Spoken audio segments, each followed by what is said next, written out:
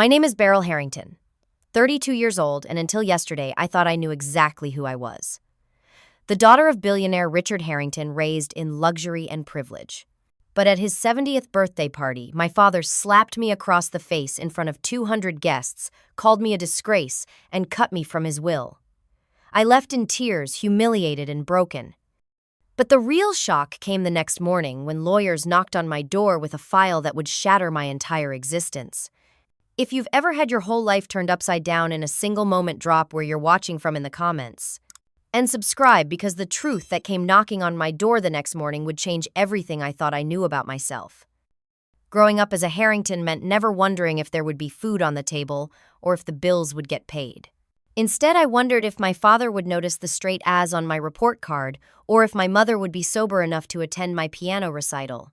Our estate in Greenwich, Connecticut spanned 40 acres of manicured gardens, tennis courts, and a pool house bigger than most suburban homes. My bedroom had a view of Long Island Sound, and on clear days I would sit on my window seat and watch sailboats glide across the water, imagining I was on one of them heading anywhere else. Richard Harrington built his fortune in commercial real estate, transforming the skylines of major cities across America. His name adorned office buildings, luxury hotels, and shopping centers. When he walked into a room, people straightened their posture and measured their words. He commanded respect and fear in equal measure. At home, his presence was just as imposing. Dinner conversations revolved around business acquisitions and stock prices. He quizzed me on current events and economic principles before I was old enough to understand them. When I answered incorrectly, which was often his disappointment hung in the air like a heavy fog. My mother, Elaine, was a former beauty queen who married into wealth and spent her life maintaining the appearance of perfection. Her days were filled with charity luncheons, tennis lessons, and discreet visits from her private doctor, who supplied her with pills to manage her anxiety. She collected friends like accessories and maintained relationships through lavish parties and generous donations. When I needed motherly advice or comfort, I turned to Sophia, our housekeeper, who had been with the family since before I was born. Sophia taught me to bake cookies when my mother was too busy with social obligations. She bandaged my scraped knees when I fell off my bike and my parents were away on business. She attended every school play and graduation, sitting in the back row beaming with pride. As I grew older, the distance between my father and me widened into a chasm. I discovered a passion for art history and photography subjects. Richard dismissed as frivolous and unprofitable. When I chose to major in art history at Yale instead of business or law, he barely spoke to me for an entire semester. After college, I defied his expectations again by taking a position at a small but prestigious gallery in New York City instead of joining Harrington Enterprises. I moved into an apartment in Brooklyn that my trust fund could easily afford, but was modest enough to give me some sense of independence. My career progressed steadily. By 30, I had worked my way up to curator, organizing exhibitions that received positive reviews in art circles. It was never enough for Richard, who introduced me at family functions as his daughter who plays with pictures for a living. Each barbed comment reinforced my determination to succeed on my own terms, but also deepened the wound of his disapproval. The weeks leading up to his 70th birthday had been particularly tense. Richard had been hinting then, outright demanding that it was time for me to take my rightful place in the family business. He arranged meetings with his executive team, scheduled me for tours of properties, and left prospectuses on my desk during Sunday dinners. Each time I politely declined, explaining that I had built a career I loved. Each refusal made his expression harder, his tone colder. The invitation to his birthday gala came with a handwritten note. "Your presence is not optional." The implied threat was clear. The Harrington name and fortune came with obligations, and I was failing to fulfill mine. The day before the party, I visited the estate to help with last-minute preparations.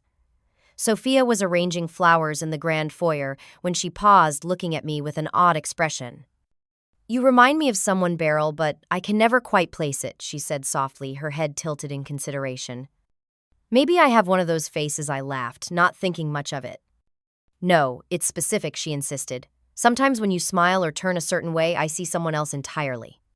Before I could question her further, my mother swept in, fretting about the catering, and the moment passed. Looking back, I should have paid more attention to Sophia's words. They were the first thread that, when pulled, would unravel everything I thought I knew about myself. The night of the party arrived with a perfect early summer evening. Stars twinkled above the Harrington estate as staff lit hundreds of lanterns along the winding driveway. A 20-piece orchestra played on the terrace, their melodies drifting through the warm air. Ice sculptures of Richard's most famous buildings stood like frozen sentinels among displays of rare orchids and champagne fountains. I had spent hours choosing a navy blue gown that complemented my eyes and reflected the conservative taste my father preferred. My hair was arranged in an elegant updo, and I wore the pearl necklace he had given me for my 21st birthday. The gift I had chosen for him was the result of months of searching a rare photograph taken in 1965 of the site where he built his first major project. I had it professionally restored and framed, certain it would finally earn his genuine approval. When I arrived, Richard was holding court near the main entrance, surrounded by business associates and political figures. To my surprise, he broke into a warm smile when he saw me, something so rare, I felt a flutter of hope. "Beryl," he said, kissing my cheek, "you look lovely tonight, almost like a proper Harrington." It was as close to a compliment as I could expect, and I clung to it, allowing myself to imagine that tonight might mark a turning point in our relationship. Standing uncomfortably close to my father was Amanda Pierce, his new executive assistant. In her late 20s, with razor-sharp cheekbones and ambition radiating from her like heat, she had been with the company only 6 months but had already become indispensable to Richard. The way she touched his arm as she laughed at his jokes seemed too familiar, too intimate, but no one else appeared to notice. Throughout the evening, I mingled with guests, most of whom I had known my entire life. Society matrons who had watched me grow up made the same observations they always did. "You have your mother's bone structure," said Mrs. Winthrop, peering at me over her champagne glass. "But not quite her elegance," I always thought. Henry Blackwell, my father's oldest friend, studied me with narrowed eyes. "You know, I never saw much of Richard in you. Must take after Elaine's side. Those eyes of yours especially. Unusual in your family." Comments like these had followed me throughout my life, and I had dismissed them as the meaningless observations of people with too much time and too little tact. Now I wonder how I missed what should have been obvious. Dinner was served in the grand ballroom with guests seated at 30 round tables draped in white linen and adorned with centerpieces of blue hydrangeas and silver candelabras. Richard sat at the head table with my mother Amanda and several VIP guests. I was placed at a table near the front, but not at his side. After the main course, Richard rose for his birthday toast. He thanked his business partners for their loyalty, his friends for their support, and singled out Amanda for her exceptional work. When he mentioned my mother, he praised her for being the perfect corporate wife and hostess. My name never left his lips. When he finished to enthusiastic applause, I felt a surge of determination. This was my chance to repair the rift between us. I stood and clinked my glass, drawing the room's attention. The orchestra fell silent and hundreds of eyes turned toward me. "I would like to say a few words about my father." I began, my voice steadier than I felt. I spoke about his determination, his vision, and the lessons he had taught me. I kept my speech brief, ending with a toast to many more years of health and success. Then, with my heart pounding, I presented him with my gift.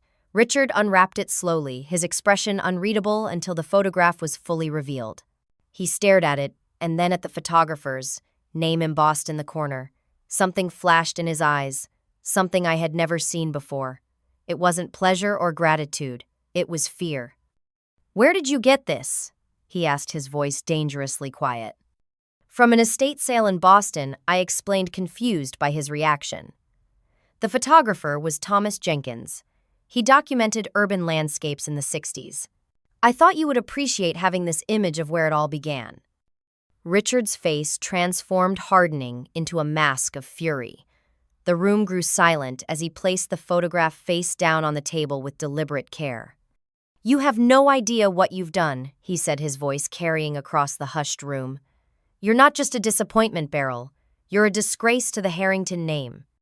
Before I could process his words, his hand struck my cheek with such force that I stumbled backward.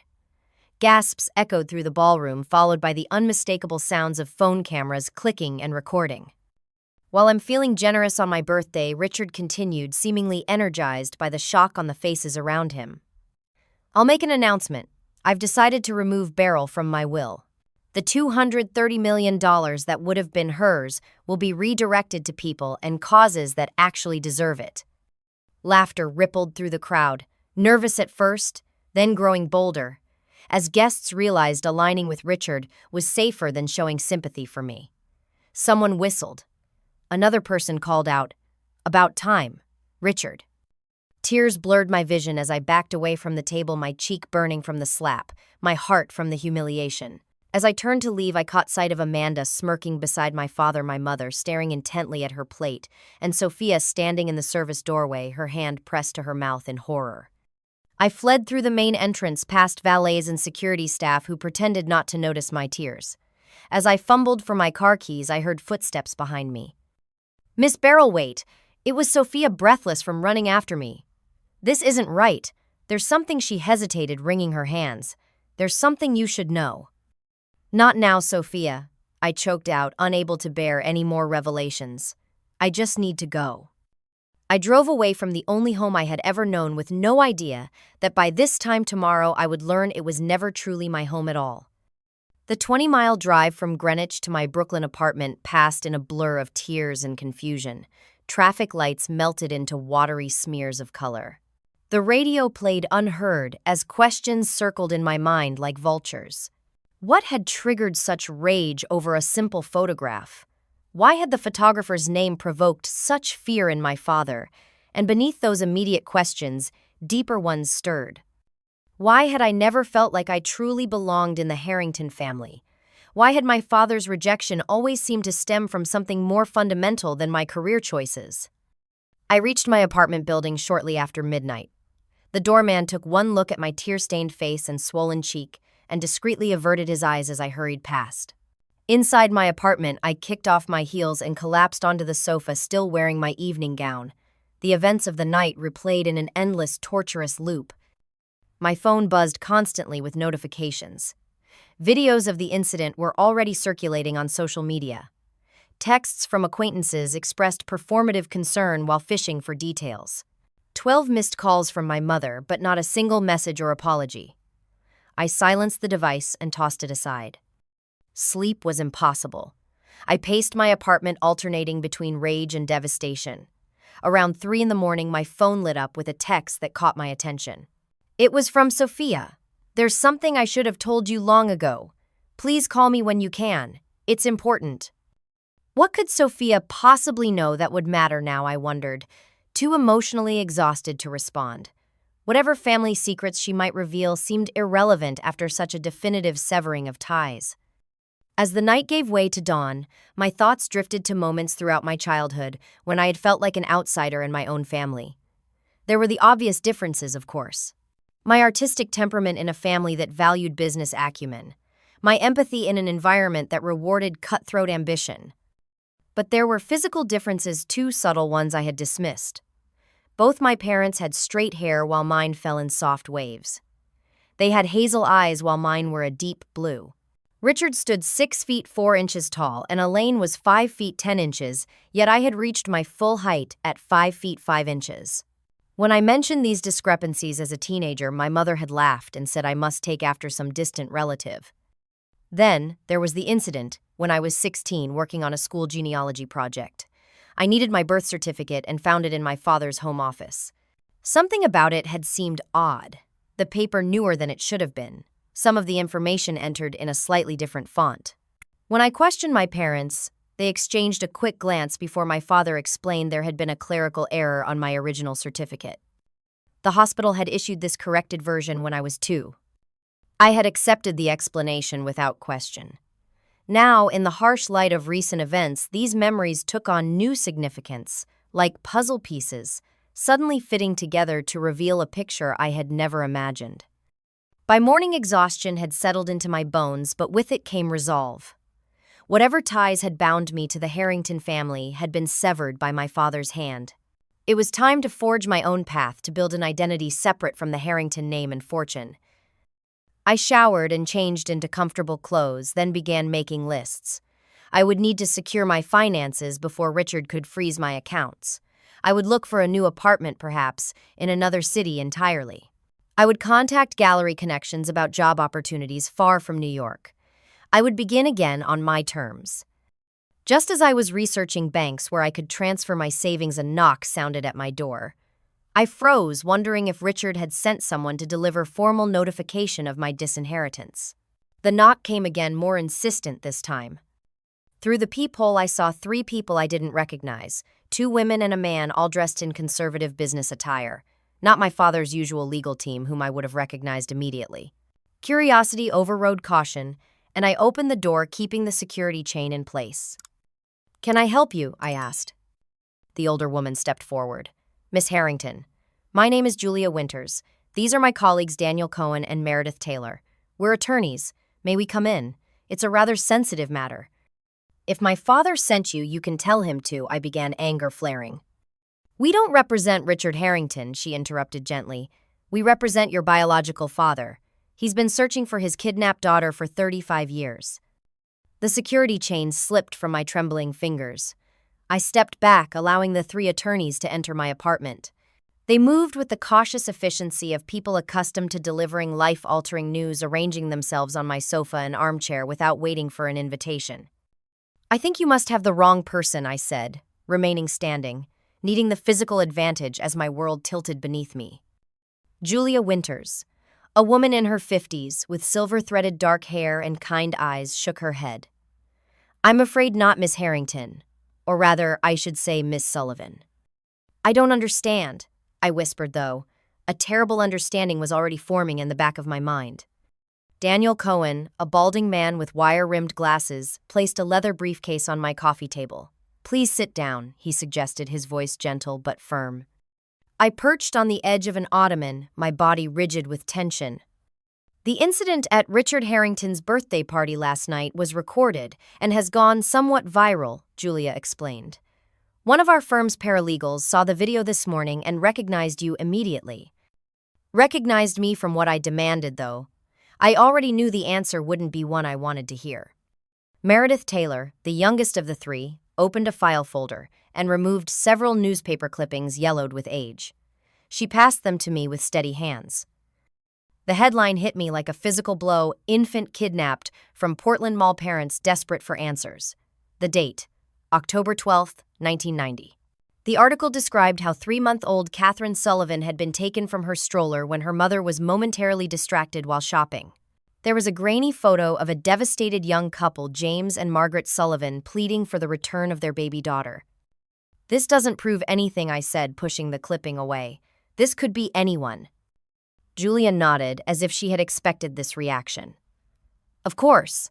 That's why we brought this." She took a sealed envelope from Daniel and handed it to me. Inside was a document with official letterhead from a forensic laboratory. It detailed the results of a DNA comparison between samples labeled Beryl Harrington and Margaret and James Sullivan. The conclusion stated with 99.9% certainty that the individual known as Beryl Harrington was the biological child of the Sullivans. "How did you get my DNA?" I asked, my voice barely audible. "You donated blood at a charity drive 3 months ago," Meredith explained. "The Sullivans have been working with our firm for decades, providing their DNA to various databases in hopes of finding a match." I shook my head, unable to process what they were telling me. This is insane. "I'm Beryl Harrington. I was born in Greenwich Hospital. I have baby pictures."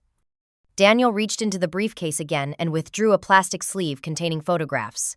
"There are your baby pictures, Miss Sullivan.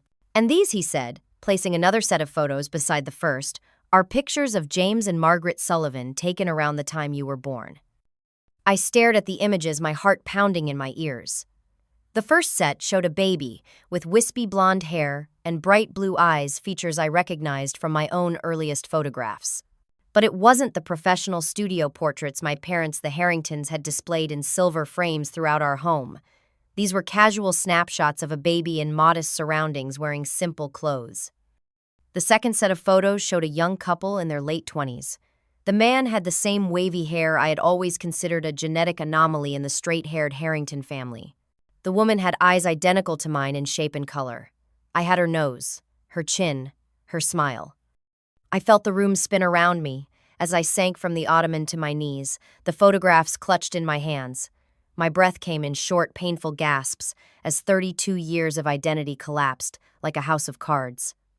These people, these strangers smiling up at me from faded photographs, shared my blood, my features, my true history. And the parents I had known, the cold, demanding father and distant, disinterested mother, were what kidnappers, child buyers, criminals who had stolen me from a mall parking lot and raised me as their own for some unfathomable reason. "Who am I?" I whispered the question, directed at no one and everyone. "Your name is Catherine Elizabeth Sullivan," Julia said softly. "You were born on July 7th, 1990 in Portland, Oregon to James and Margaret Sullivan. You were taken on October 12th of that same year. Your parents never stopped looking for you, not for a single day in 35 years. Why?" I managed to ask. "Why would the Harringtons take someone else's child?" The three lawyers exchanged glances, a silent communication passing between them. "We have theories, but no definitive answers yet," Daniel said carefully. "What we do know is that Elaine Harrington suffered multiple miscarriages before your abduction. Medical records show she was hospitalized for a nervous breakdown after losing a baby at 7 months gestation in June of 1990. Then suddenly they had me," I said, pieces clicking into place with sickening clarity. "Yes," Meredith confirmed. "You appeared in their lives in late 1990. The birth certificate you grew up believing was yours shows a birth date of November 15th, 1990, just over a month after Catherine Sullivan disappeared." "But how did you find me now after all this time?" I asked. "The slap," Julia said bluntly. "When Richard Harrington struck you, the video went viral in certain circles. One of our paralegals has been working on the Sullivan case since she joined our firm. She recognized your resemblance to the age progression photos we've been generating every few years. But to be certain, we ran your DNA from the blood drive against the Sullivan's samples in the missing persons database. It was a perfect match. You are without any doubt Catherine Sullivan. And my biological parents." I stumbled over the words strange and foreign on my tongue. "Are they alive?" Julia's face softened. "Yes, Catherine. They're very much alive. James is 62 now, and Margaret is 60. They never had other children. They've dedicated their lives to finding you." I stared at the photographs again, at the faces of the people who had created me, whose loss had defined their lives while I grew up oblivious in luxury, yearning for the affection of people who had stolen me from my rightful family. "They want to meet you," Daniel added gently. "When you're ready, of course. No pressure." A harsh laugh escaped me, bordering on hysteria. "No pressure. You've just told me my entire life has been a lie, that the parents who raised me likely kidnapped me, and that somewhere across the country are two strangers who are my actual parents. How exactly should I be feeling right now?" "However you need to feel," Meredith said simply. "Angry, confused, overwhelmed. There's no guidebook for this, Miss Sullivan. Catherine. Whatever you prefer to be called right now." "Beryl," I said automatically, then paused. "I don't know. I honestly don't know who I am anymore." Julia handed me her card. "We've taken a suite at the Plaza Hotel. Your biological parents are flying in this afternoon. When you're ready, call us, day or night. We'll answer any questions we can and facilitate a meeting when you feel able." As they prepared to leave, Daniel placed one more document on my coffee table. "There's one more thing you should know," he said. "The photographer whose work you gave to Richard Harrington last night, Thomas Jenkins." I nodded, remembering my father's strange reaction to the name. "He was an investigative photojournalist who documented the Sullivan kidnapping case. His name would have been immediately recognizable to anyone following the story at the time. I believe that's why Richard Harrington reacted so strongly. He recognized the name and feared exposure. The pieces fit together with terrible precision. My innocent gift had threatened to unravel 3 decades of deception. But rather than confess or explain, Richard had chosen to lash out, to discard me publicly before I could discover the truth and expose him." As the door closed behind the lawyers, I remained kneeling on the floor of my apartment, surrounded by the evidence of my stolen life, feeling like a stranger in my own skin. The hours after the lawyers left passed in a fog of shock and disbelief. I alternated between poring over the documents they had left and staring blankly at the walls of my apartment, trying to reconcile 2 utterly different versions of myself.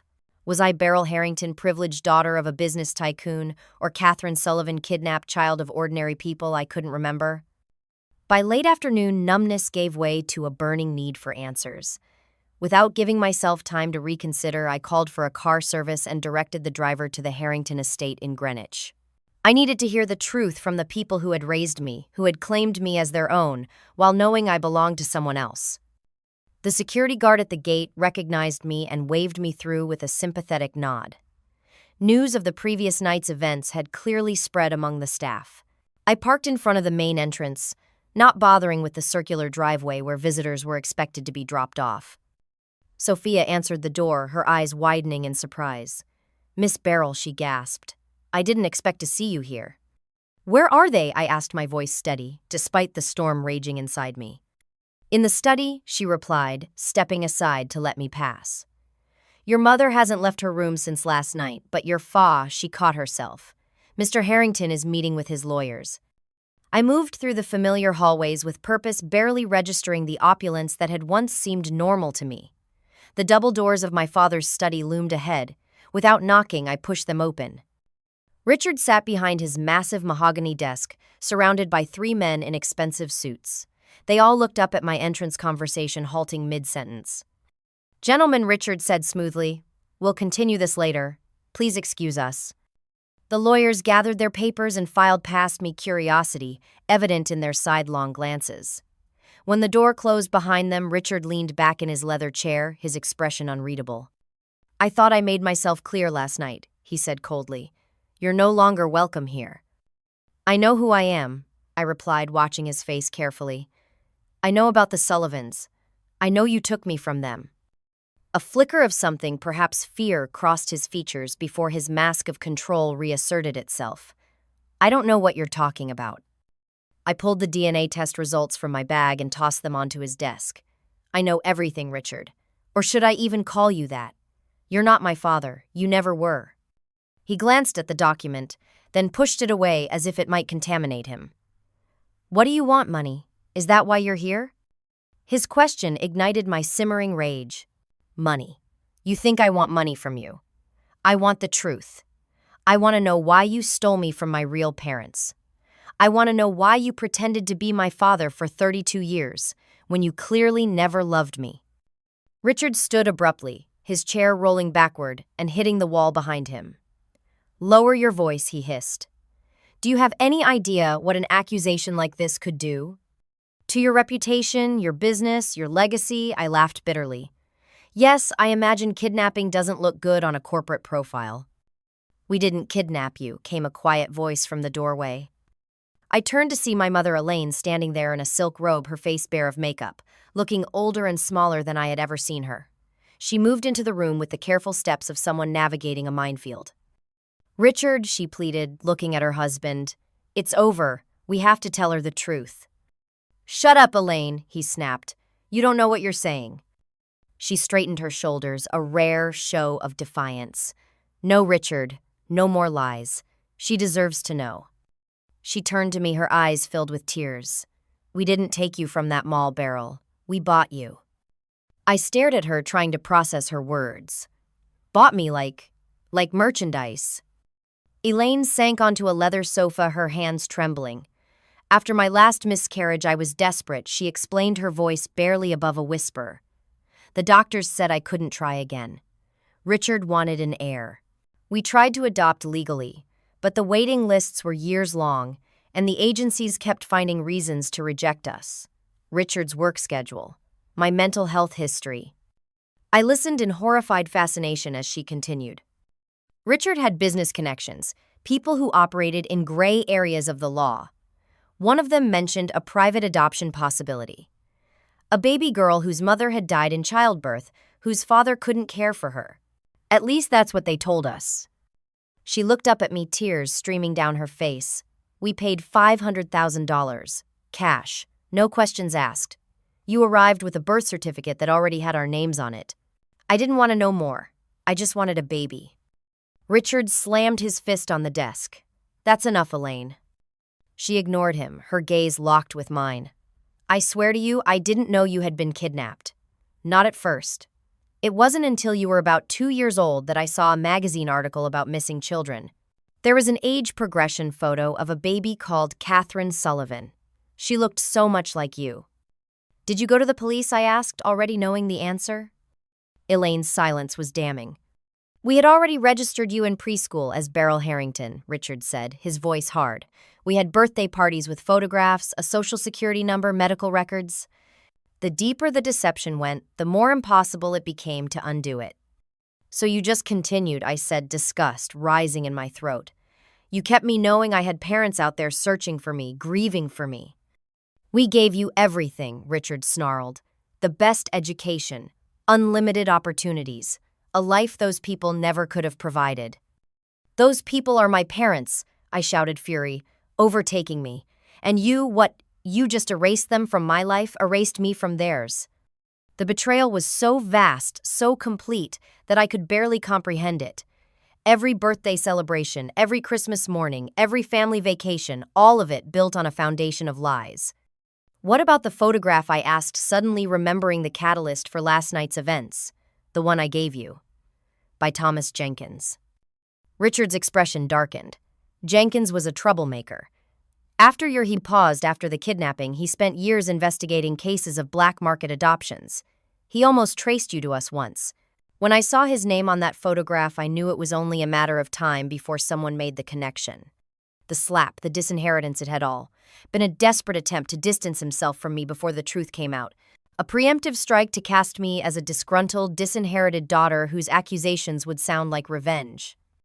A soft knock at the door interrupted our confrontation. Sophia entered, her usual composure visibly shaken. I'm sorry to interrupt, she said, but there are police officers at the front door. They're asking to speak with both of you. She looked at Richard and Elaine. And they have a warrant. Richard's face drained of color. You called the police, he accused me. I shook my head. I came here for answers, not revenge. But the lawyers I met with this morning, they must have contacted authorities. Within minutes, the study filled with police officers and officials from the FBI's Missing Persons Division. I watched in numb silence as Richard and Elaine were read their rights and led away for questioning. The home I had grown up in became a crime scene, with investigators photographing rooms and collecting documents. As I sat in the kitchen giving my statement to a detective, Sophia appeared at my side, her presence steadying as it had always been throughout my childhood. I suspected, she admitted quietly. Not at first. But over the years, little things didn't add up. The way they suddenly had a baby after years of trying. The way they kept you isolated in those early years. How nervous they became whenever there were news stories about missing children. Why didn't you say anything? I asked, not accusingly, but genuinely curious. Sophia's eyes filled with tears.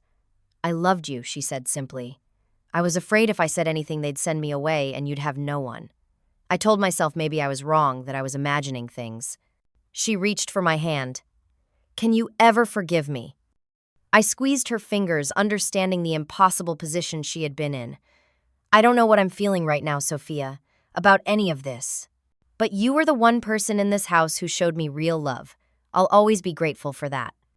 By evening, my face was plastered across news channels nationwide. Kidnapped heiress discovered after 35 years, the headlines declared. Billionaire couple arrested in decades-old abduction case. I checked into a hotel under a fake name, desperate to escape the media frenzy. In the quiet of the anonymous room, I stared at the business card Julia Winters had given me, turning it over and over in my hands, wondering if I was ready to meet the people who had lost me so long ago, who had never stopped searching, who shared my blood and my true history. With trembling fingers, I picked up the phone and dialed. The Plaza Hotel's conference room had been arranged to look as homey as possible. Plush armchairs had replaced the standard office furniture. Vases of fresh flowers softened the corporate atmosphere. A coffee service waited on a side table, along with a plate of pastries no one would touch. I arrived 30 minutes early, unable to bear the suspense any longer. Julia Winters was already there, reviewing documents and making phone calls, which she quickly ended when she saw me. Catherine, she greeted me, then caught herself. Beryl. I'm sorry. What would you prefer? I don't know, I admitted, smoothing my dress for the 100th time. I'd chosen a simple navy blue wrap dress, my hair loose around my shoulders, minimal makeup. I wanted them to see me, not the polished Harrington heiress I'd been trained to present to the world. That's completely understandable, Julia assured me. This is unprecedented territory for everyone involved. She briefed me on what to expect. James and Margaret Sullivan had flown in from Portland that morning. They were currently in their hotel room, likely as nervous as I was. Their only child, missing for 35 years, suddenly found in the most bizarre circumstances imaginable. "What are they like?" I asked, trying to form a mental image more substantial than the photographs I'd seen. Julia smiled warmly. "They're good people, salt-of-the-earth types. James owns a small chain of independent bookstores in the Pacific Northwest. Margaret is a retired elementary school teacher. They're the kind of people who bring casseroles to new neighbors and remember their employees' birthdays." It was impossible to reconcile this description with the cold ambition of Richard Harrington or the fragile pretensions of Elaine.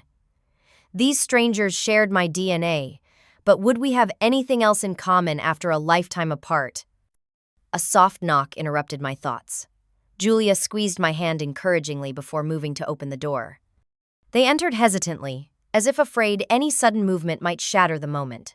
James Sullivan was tall, with silver-streaked dark hair and a neatly trimmed beard. His blue eyes, my eyes, scanned the room before landing on my face. Margaret was shorter, with a soft figure and wavy brown hair cut in a practical bob. She wore simple clothes, a floral blouse, and khaki pants, but had added pearl earrings, perhaps a special touch for this momentous meeting. For a long moment, we simply stared at each other across the room. I saw my own features reflected back at me, the shape of my eyes in James, the curve of my smile in Margaret, the texture of my hair in both of them. Physical evidence of our connection that no one could deny. "Catherine," Margaret whispered, her voice breaking on the name I had never answered to. I wanted to say something profound, something that would bridge the 35-year chasm between us, but all that came out was hello. James took a tentative step forward, then stopped, clearly unsure of the protocol in such an unprecedented situation. "May we sit down?" he asked, his voice deep and gentle. We arranged ourselves awkwardly in the armchairs, the Sullivans side by side, facing me. Julia discreetly withdrew to a corner of the room, giving us privacy while remaining available if needed.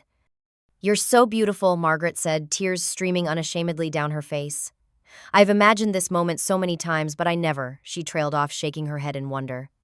"I know this must be overwhelming for you," James added, his steady voice belying the emotion in his eyes. "It certainly is for us. We don't expect anything from you. He reached for Margaret's hand. "We just wanted to see you, to know you're all right." I nodded, throat tight with unshed tears. "I have so many questions," I managed finally. "Anything," Margaret said eagerly. "Ask us anything." What happened?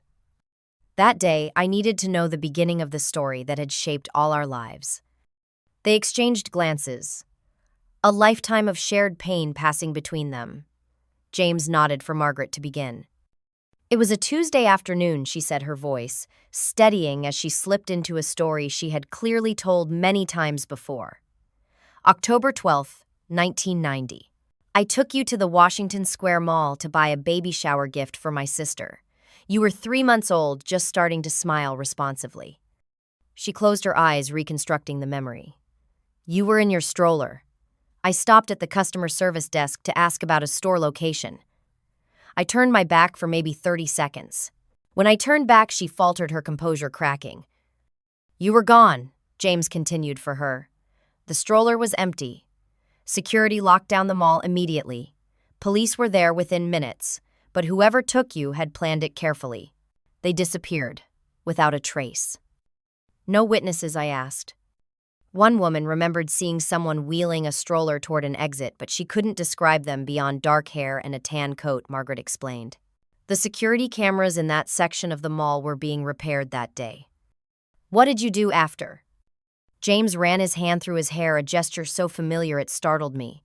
"I made it myself when stressed or thinking deeply." "Everything we could think of," he said. "We printed 50,000 flyers, appeared on every news program that would have us, hired private investigators, established a hotline, raised reward money.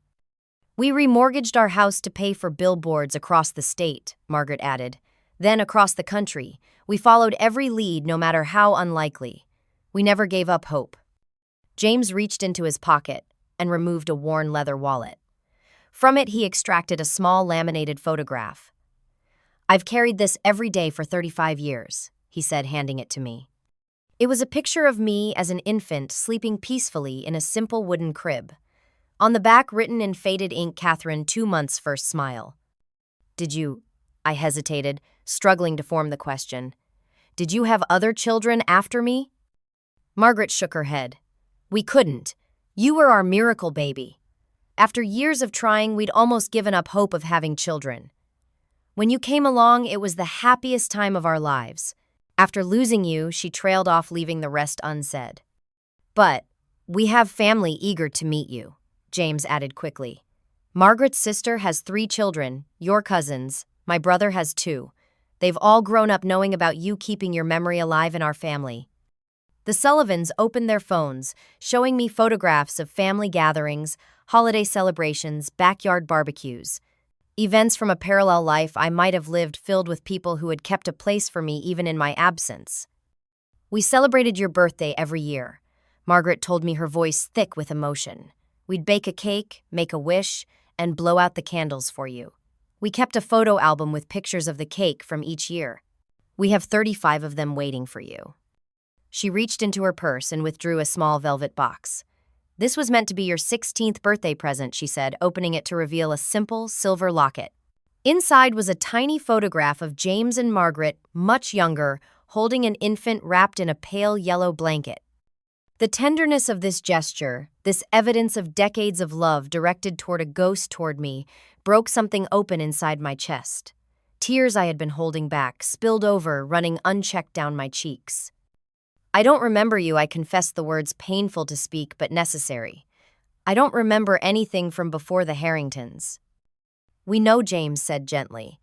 We don't expect you to. You were just a baby. Tell me about the bookstores, I asked, suddenly desperate to find connections beyond the tragic circumstances that had separated us. The lawyers mentioned you own bookstores. James's face lit up with genuine pleasure. Sullivan Family Books, he confirmed. Started with one small shop in 1988, just before you were born. Now we have 5 locations across Oregon and Washington. Catherine loved story time, Margaret added, then looked embarrassed. I mean, you did. When you were a baby, James would read to you every night. We always said you'd grow up surrounded by books. I smiled through my tears. I still am. I majored in art history. I work as a curator now, surrounded by beautiful objects and their stories. They beamed at this information as if I had given them a precious gift. The connection, however, small, seemed significant to all of us. For the next 2 hours, we pieced together the separate lives we had lived. They told me about the modest but happy childhood I would have had in their craftsman-style home in southeast Portland. I shared edited highlights of my life with the Harringtons, focusing on achievements and positive experiences rather than the emotional neglect that had defined much of my upbringing. As our initial meeting drew to a close, James mentioned something that caught me by surprise. We kept a college fund for you, he said. Started it the day you were born. We've added to it every month for 35 years, never knowing if we'd ever be able to give it to you. But I'm 32, I said, confused. I've already been through college. He nodded, understanding my confusion. We know. But it's yours, regardless of how you use it. For a down payment on a home, for travel, for whatever you want. It's not much compared to what you're used to, he added, with a self-deprecating smile. About $150,000. The sum that seemed modest to him represented decades of hope and sacrifice. It moved me far more than the millions Richard Harrington had dangled and withdrawn on a whim. As we prepared to say goodbye, agreeing to meet again the following day, Margaret asked hesitantly, May I hug you? I understand if it's too soon. I nodded, not trusting myself to speak. She approached slowly, giving me time to change my mind, then wrapped her arms around me. She was soft and smelled of something homey like vanilla and clean laundry. James joined the embrace a moment later, his strong arms encircling both of us. In that moment, surrounded by the parents I had never known, I felt a sense of rightness. I had rarely experienced with the Harringtons. These people weren't just strangers who shared my DNA. They were parts of myself I had never known were missing. 6 months after the lawyers showed up at my door with a file that changed everything, I stood in my new apartment in Brooklyn Heights, unpacking the last of my belongings. The space was smaller than my previous home, but filled with items chosen with intention rather than inherited out of obligation. On the wall above my desk hung a framed photograph of James, Margaret, and me taken at the Fairmont Hotel restaurant in San Francisco, where we had gathered to celebrate my 33rd birthday. My first birthday celebration with my biological parents 3 decades overdue. The legal documents on my coffee table reflected my new identity, Catherine Beryl Sullivan. I had decided to keep Beryl as my middle name, acknowledging that regardless of how I came to have it, it had been mine for 32 years. The dual names represented the complex reality of who I had become, a woman with 2 sets of parents, 2 histories, 2 beginnings. Richard Harrington was awaiting trial on multiple felony charges: kidnapping, falsification of government documents, fraud, and obstruction of justice. His legal team had constructed an elaborate defense, arguing that, as the purchaser rather than the abductor, he bore minimal responsibility for my kidnapping. The prosecution disagreed, presenting evidence that Richard had specifically commissioned my abduction through his criminal connections after Elaine's final miscarriage. His empire was crumbling as investors and business partners distanced themselves from the scandal. Elaine had accepted a plea deal in exchange for her testimony against Richard. Her cooperation, combined with what appeared to be genuine remorse and evidence that she had been psychologically dominated by her husband, had resulted in a sentence of house arrest and community service. She was living with her sister in Connecticut, attending intensive therapy, and had reached out to me several times with handwritten letters full of apologies and explanations. I wasn't ready to respond yet, but I kept the letters, recognizing that someday I might want to hear what she had to say. Sophia had become an unexpected bridge between my past and present. After giving crucial testimony about inconsistencies she had observed over the years she had left the Harrington household and accepted my offer to help her start a small catering business. Her honesty during the investigation and unwavering support during my transition period had confirmed what I had always felt: she was more family to me than the Harringtons had ever been. Developing a relationship with the Sullivans was both the most natural and the most challenging aspect of my new reality. We spoke daily by phone or video call. I had visited Portland twice, staying in the guest room of their modest but charming home, meeting extended family who welcomed me with open arms and photocopied family medical histories. James and Margaret were careful to respect my boundaries, never pushing for more intimacy than I was ready to give, grateful for whatever part of my life I was willing to share. The media frenzy had eventually subsided, though I still occasionally found myself recognized on the street or referenced in articles about notorious kidnapping cases. I had declined all interview requests and book deals, preferring to process my experience privately before sharing it with the world. With the backing of the Sullivans, I had opened a small gallery in Dumbo that specialized in photography documenting social change. The startup costs had come from the college fund they had maintained for me all those years, supplemented by the settlement I had received from the Harrington estate. In a twist of irony, Richard's attempt to disinherit me had been invalidated due to the fraudulent nature of our relationship. As his legal child on paper for over 3 decades, I was entitled to a portion of the assets regardless of biology. I had used part of this unexpected windfall to establish the Catherine Sullivan Foundation, dedicated to supporting families of missing children and advancing technology for solving long-term disappearances. The foundation worked closely with the lawyers who had found me, funding DNA testing for families who couldn't afford it, and maintaining a database of genetic information from relatives of missing persons. My final meeting with Richard took place in a conference room at the courthouse, supervised by attorneys from both sides. He had aged years in the months since his arrest, his imperious bearing diminished by the circumstances. "You could speak on my behalf," he suggested without preamble. "Tell them I was a good father. That would count for something with the judge." I studied him, this man I had spent my life trying to please, whose approval had seemed so vital for so long. "Was I a good father, Richard?" I asked quietly. "I gave you everything," he insisted, echoing the defense he had maintained throughout the proceedings. "The best schools, unlimited opportunities, the Harrington name." "Everything except the truth," I replied. "Everything except the family I was born to. Everything except the choice." His expression hardened, the familiar mask of disdain sliding into place. "You're just like them," he said dismissively.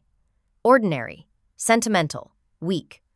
For the first time, I recognized his words for what they were: not an accurate assessment of my character, but a reflection of his own limitations. Richard Harrington had never been capable of understanding that strength could exist in gentleness, that value wasn't determined by wealth or status, that love wasn't a transaction. "I hope you find peace, Richard," I said, rising to leave. "I have." As I walked away, I felt the last chains of the Harrington legacy fall from my shoulders. Richard had shaped my childhood, but he would not define my future. That belonged to me alone.